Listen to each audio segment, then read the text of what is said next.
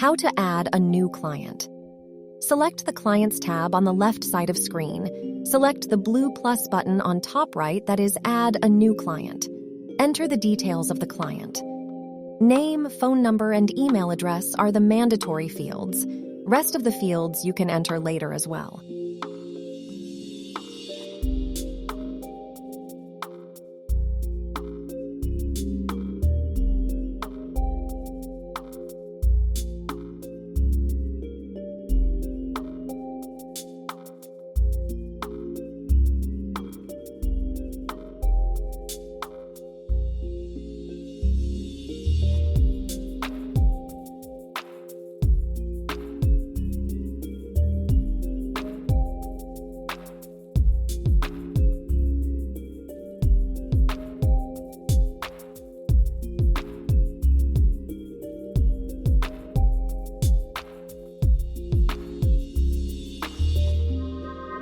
Click Create button at the bottom